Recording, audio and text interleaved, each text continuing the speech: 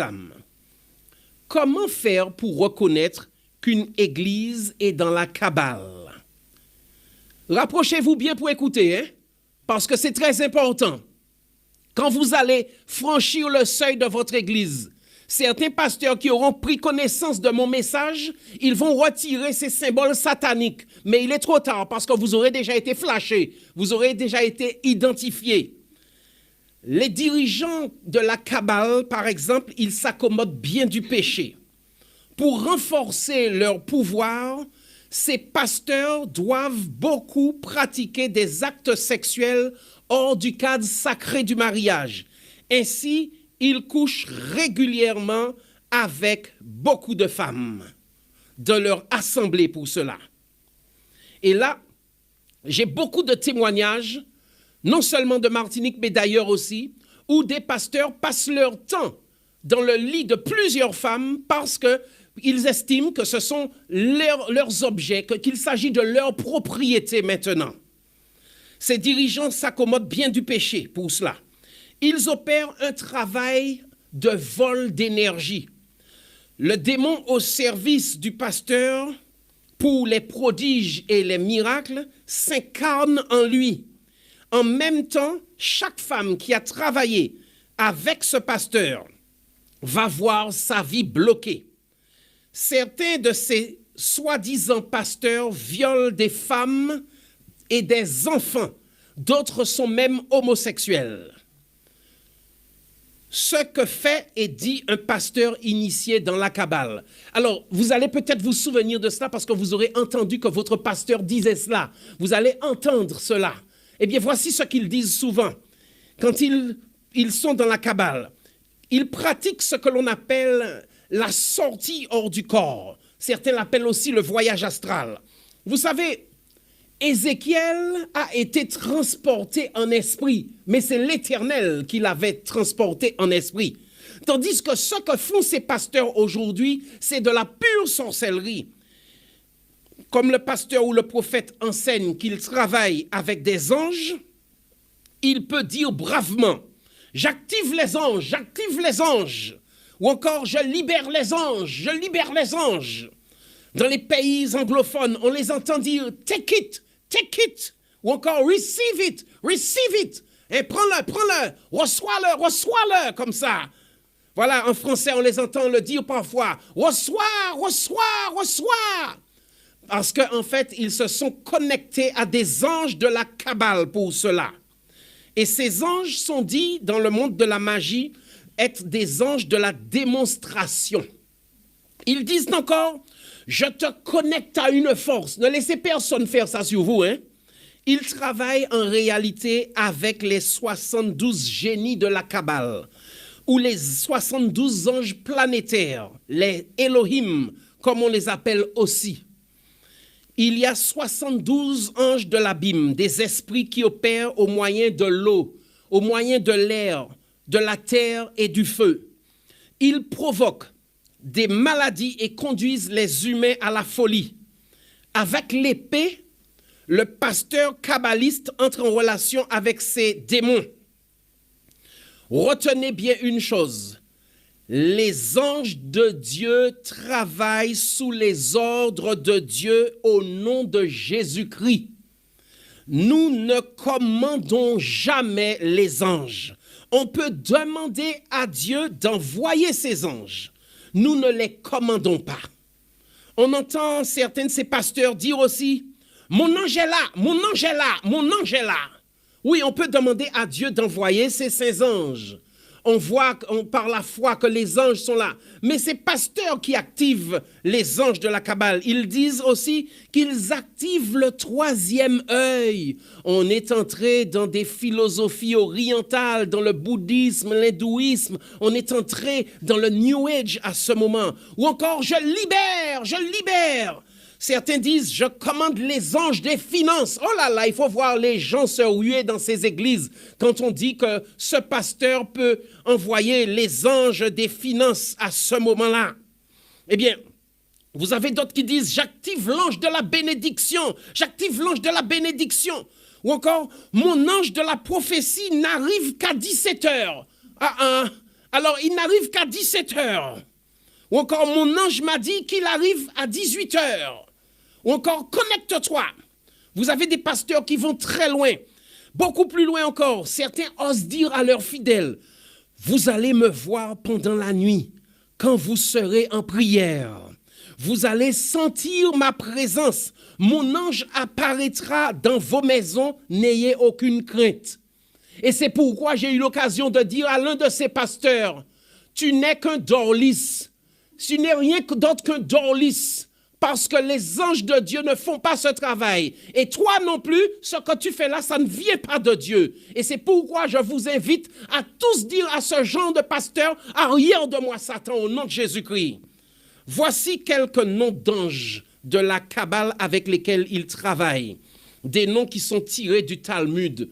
Vous entendez certains dire Aziel. Uriel. Pourquoi? Parce qu'il y a ce substantif, ce terme « elle » derrière. Ils se disent que ça fait hébreu, ça fait éternel, etc. Mais on oublie une chose. Le diable, c'est se déguiser en ange de lumière. Donc, quand vous entendez Aziel, Uriel, Raphaël, les quimboiseurs, les sorciers, ils travaillent aussi avec les mêmes anges déchus. Et c'est la raison pour laquelle il ne faut pas être naïf. Il y a d'autres qui appellent le Métatron. Ils disent que c'est un équivalent de Jésus. On n'a pas besoin de cela. On n'a pas besoin. Métatron, reste où tu es. Au nom de Jésus-Christ de Nazareth qui a été crucifié sous Ponce Pilate. On ne veut pas de toi.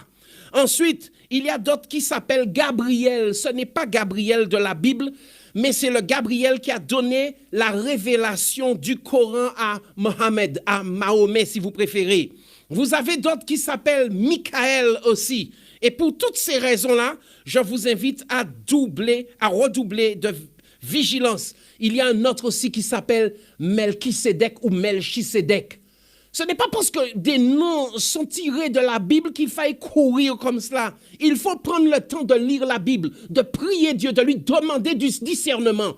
Parce que beaucoup de ces chrétiens, je les rencontre après, ils ont été envoûtés et je les reçois à la caravane de la délivrance avec mon équipe pour être délivrés au nom de Jésus-Christ. Donc l'une des principales raisons, c'est que vous avez couru après des miracles et c'était des imposteurs qui les délivraient. Vous devez courir après Jésus, rechercher la personne de Jésus, rechercher la grâce de Dieu, la sanctification sans laquelle personne ne verra le Seigneur. Vous savez, ces pasteurs et prophètes utilisent aussi des objets suivants. L'eau du Jourdain appelée eau bénite. Alors, il y a qu'à aller prendre l'eau dans le Jourdain. Hein? C'est comme si on va prendre de l'eau n'importe où, et puis on vous dit qu'elle est sainte. Ce n'est pas parce que Jésus a été baigné, baptisé dans le Jourdain, que l'eau est devenue sainte pour autant. Cette eau que ces gens reçoivent, ils s'aspergent de cette eau, ils boivent cette eau, ils mettent ça sur leur tête et elle les envoûte. Et ceux qui sont aspergés, ils la boivent aussi. Et ils peuvent développer des maladies, développer la folie. Ce sont les rabbins kabbalistiques qui ont béni ces eaux-là. Vous avez aussi certains des chrétiens qui maintenant portent le talit. Ah, ça fait sursauter certains. Je ne suis pas allé loin volontairement pour donner toutes les photos, parce qu'il y a d'autres photos qui allaient faire sursauter beaucoup d'autres. C'est progressivement, parce que je dis qu'aujourd'hui, il y a un jugement qui est en train de tomber contre les faux prophètes. Vous avez suffisamment enchaîné le peuple de Dieu. Et l'heure est venue maintenant que vous soyez exposés et que le peuple de Dieu soit libéré de vos basses œuvres. Parce que vous faites beaucoup de dégâts avec vos pratiques d'envoûtement. Vous avez aussi le talit, comme je vous le disais. Regardez, c'est plusieurs. Vous en voyez, ah, ça fait certains réfléchir là maintenant, mais je le connais lui. Regardez encore, là encore aussi. Vous les voyez ainsi. Et d'ailleurs, son épouse prétend être prophétesse et dernièrement, elle a été prise en flagrant délit de mensonge devant une caméra. Et lorsqu'elle disait qu'elle prenait le téléphone en direct, qu'elle appelait une personne pour lui dire qu'elle va être guérie. Et la personne de la famille qui a répondu au bout du fil a dit « Allô, allô, allô ?» Elle est morte, ça fait déjà au moins 9 mois, je crois. Alors, il ne faut pas tomber dans la naïveté, hein? Vous avez aussi certains qui portent sur eux le manteau des Esséniens. Vous voyez, tout cela, ça ne veut pas dire que parce que ça a été pris en Israël que l'on est sanctifié. Ça ne veut rien dire. Souvenez-vous que Dieu a confié la mission à son Église chrétienne. C'est avec Jésus maintenant que tout se passe. Ça n'a rien à voir avec les rabbins. Je n'ai rien contre eux, mais je veux que vous sachiez cela. Et même le professeur Schaffer lui-même, qui vous le dit, il le dit clairement, qu'il y a des vérités que les chrétiens ignorent concernant le judaïsme et sa vision de Jésus-Christ. Vous avez d'autres aussi qui parlent. Et puis vous avez maintenant une mode. On parle de l'étoile de David, l'étoile de David. Il faudra faire sauter ces mythes-là un peu. Elle n'existe pas dans la Bible, l'étoile de David. Il vous faut comprendre cela. C'est en réalité l'étoile de Répham. D'ailleurs, cette étoile-là, on la trouve même aussi dans le domaine de la magie. L'étoile de David, elle est vendue comme pendentif au musée de la magie et de la sorcellerie. Vous le voyez à l'écran au musée de la sorcellerie et de la magie. Vous avez encore cette étoile jaune, malheureusement, que l'on infligeait aux Juifs, qu'on leur imposait de porter pour se faire reconnaître.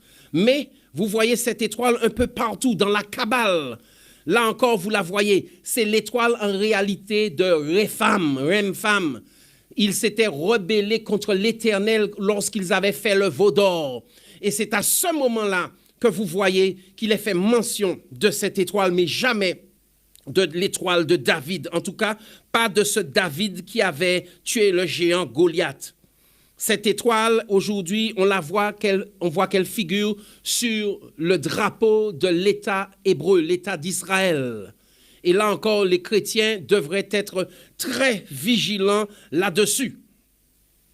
Ce David n'est pas le père de Salomon, du roi Salomon, qui a tué Goliath. Ce David-là qui a tué Goliath, ce n'est pas lui qui est là.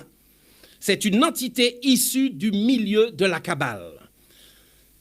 D'ailleurs, j'ajoute aussi que l'étoile de David figure sur de nombreux temples maçonniques parce que la franc-maçonnerie est une étude du judaïsme et de la Kabbale.